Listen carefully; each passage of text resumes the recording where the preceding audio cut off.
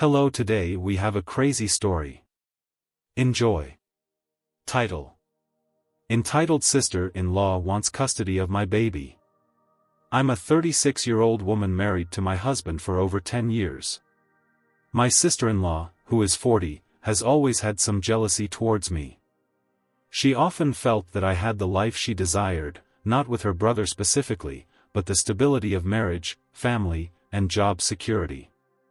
I have 3 children, a 10-year-old daughter, an 8-year-old son, and a 3-month-old baby girl. Last year, SIL got married and started trying for a baby. Unfortunately, she was told she can't have children naturally, which devastated her. The family did our best to comfort her. Recently, during a family dinner, SIL suddenly said, "Angel 698, I think it's really unfair that you got to have 3 kids, and I can't have any. Your baby is my last chance to raise a child, so I think you should give her to me during the week so I can create a motherly bond with her, and you can have her on weekends."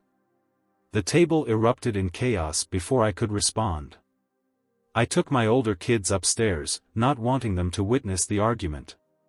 When I returned, SIL's husband was demanding to know what was wrong with her. She tried to justify herself by saying that it was the only way for her to experience motherhood, but I firmly asked them to leave, saying she was no longer welcome in our house or around my children until she got professional help. She screamed that I didn't deserve my life or my children and that I stole her baby. Her husband and mother-in-law apologized profusely and dragged her out, still crying and screaming. Now my kids are confused and asking why their aunt wants to take the baby. We already have a security system and cameras installed, and no one has keys to our house. I can't get a restraining order as one incident isn't enough to justify it. My husband and I spoke to our older kids and will reinforce that SIL is not a safe person anymore. Our country doesn't allow private gun ownership, and I have no interest in getting a gun. I'll inform the school and daycare about the situation and provide them her photo to ensure our child's safety. Since the incident, I've been overwhelmed with comments and messages from people offering advice and support. While I appreciate the concern, it's too much to respond to individually. I've taken some of the advice to heart, particularly regarding increasing security measures and seeking support for my children to help them understand and cope with the situation. It's hard to believe this is my reality now, dealing with a family member's mental breakdown and its repercussions on my family. Update.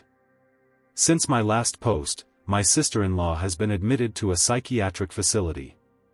After the incident, her husband sought out a psychiatrist instead of a counselor, and during their first session, she made some alarming statements that the psychiatrist felt indicated she was a danger to others, particularly my baby and me. She was placed under an involuntary hold for further evaluation and treatment. Her husband has been incredibly apologetic throughout this ordeal and has taken steps to keep her away from us. My mother-in-law was staying with them to monitor SIL, but one night, SIL tried to leave the house in the middle of the night to see her baby. Her husband also found her researching how to induce lactation so she could feed the baby when I came to my senses and gave her up. It was a terrifying discovery and reinforced our decision to keep her away from our family. Seeing me breastfeed seemed to trigger SIL's entire episode. It was the first time she was around the baby for any length of time. She was holding her when the baby got fussy because she was hungry. Naturally, I took her to feed her, and this made SIL feel inadequate, leading to the events of the last post. We've taken additional steps to ensure our safety, both at home and at the kids' school and daycare. This entire situation has been incredibly stressful for the family. My in-laws, particularly my mother-in-law and father-in-law, have been supportive and are doing their best to take care of SIL. My husband and I are focused on ensuring the safety of our immediate family and minimizing the impact on our children as much as possible. We've been open with them about the situation, explaining in age-appropriate terms why their aunt can't be around them anymore. This ordeal has been a significant emotional and mental strain on everyone involved. I'm grateful for all the advice and support we've received, and we're taking it one day at a time. The safety and well-being of my children remain my top priority, and we're doing everything we can to protect them from this distressing situation. Second update. It's been a few months since the incident, and I wanted to provide an update on our situation. I have not seen SIL since the incident happened, and I blocked her on social media to prevent any unwanted contact. My in-laws have been amazing throughout this entire ordeal, ensuring that they do not share any information about our family with her. Unfortunately, SIL remains fixated on my baby. She tried to find out where the daycare is located and even threatened to harm herself if my in-laws didn't tell her. This led to another stint in the psych ward. She wrote me a letter begging me to be fair and let her see her baby. My mother-in-law intercepted the letter and only gave us the gist of its contents, sparing us the details. SIL's husband is working closely with her psychiatrist to determine the best course of treatment. He has been a pillar of strength but admitted that he doesn't know how long he can continue to deal with this. He's giving it 6 months to see any signs of improvement. It's a very sad situation, and I had hoped SIL would be able to come to terms with her reality. We are now completely no contact with her. We explained to our older kids that their aunt isn't well and won't be around anymore.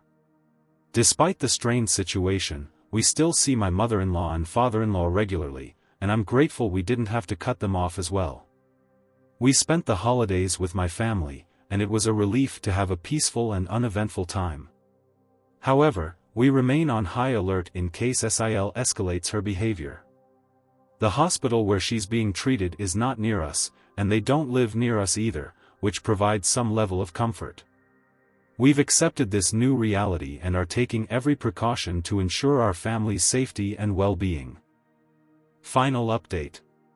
Firstly, my family and I are safe. SIL was eventually released from the hospital to continue outpatient treatment with a psychiatrist, and she's on some medications that seem to be helping. My husband met up with her, her husband, MIL, and FIL to gauge her mental state. She was very apologetic and seems to understand the issue with her previous behavior. She asked to see the kids and me, but that was, of course, no, and my husband let her know that she will have no access to us for the foreseeable future. Since her discharge, MIL has been excellent about keeping us informed of SIL's whereabouts to avoid accidental encounters. MIL recently told my husband that SIL has been expressing how hard it is not to see the kids.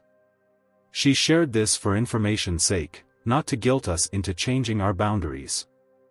SIL and her husband are considering migrating to put some distance between her and our family in hopes that it will aid her recovery. I'm hoping for the best for their future, but it will be a future without my kids and me in it. This entire experience has been incredibly challenging, but my husband and I are committed to protecting our children and maintaining our family's peace and safety.